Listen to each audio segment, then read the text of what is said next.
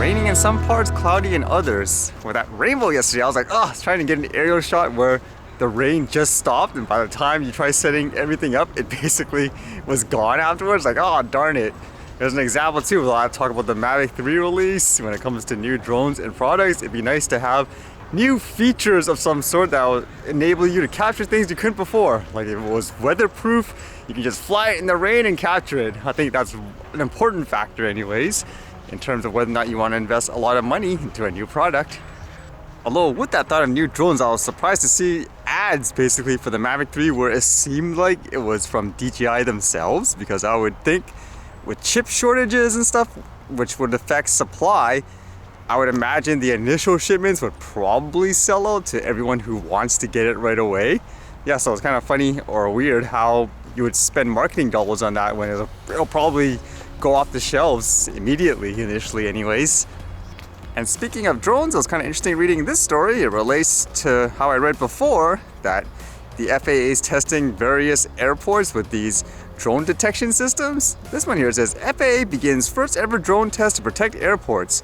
Research to expand to 5 US airports as drone incursions risk to travelers spikes. And they show you here, I guess, some behind the scenes of what it would be like. Someone in the background basically monitoring various drones that come in. It says here like what? Detected controller, UAS detected. And this one is a what? DJI M210. I would imagine they're using things like aeroscope in this case to detect DJI specific drones. I am curious whether or not it would be able to detect every other types if someone builds one by themselves. And it says the 6 distinct drone detection tests at 3 locations conducted at this airport within the span of a few hours Thursday marked a new effort to protect America's airports, passengers, and crews from wayward or malicious drones known formally as unmanned aerial systems. No member of the public or any journalist has seen this FAA initiative until now, when the agency invited Hearst Television National Investigative Unit to observe a brisk series of exercises. And according to this report and all, when they're interviewing people, they seem like they're really urgent in getting this out there.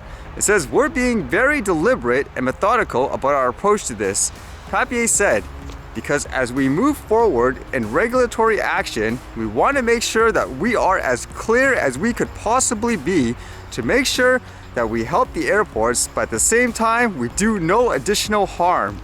When asked by a correspondent if she would acknowledge that many airports say they can't get drone detection and mitigation technology fast enough, Papier answered, I do recognize that.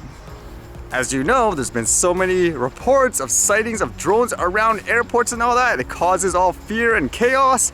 Most famous one, I guess, is that Gatwick incident where in the end they didn't find any drone at all.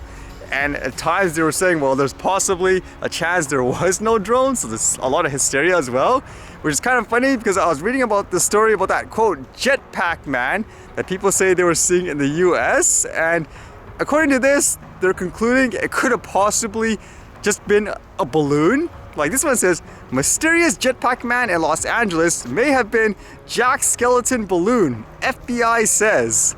Would that be a rational explanation in your mind, where it's this balloon flying around accidentally and people identifying that as someone flying in a jetpack?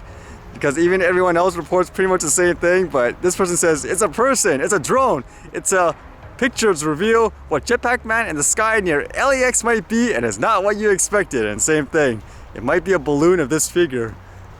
It makes you question too how every time people say, oh, it's a drone and stuff around, let's say an airport, or they saw it 1,000, 2,000 feet in the air with no tangible proof or anything like that, could it be cases like this? Some of the other stories I read before where they ended up being things like plastic bags and all that. So in that sense, it's a little crazy. And how people can get that wrong but be insistent initially, saying, no, for sure, it's a drone. With that said, I think you have to work on more than just drone detection. You have to work on education and hysteria in general when it comes to like the tech and all that. Especially people just flying, I don't know, for fun, for cinematography, or even like say racing drones so low around trees and all that.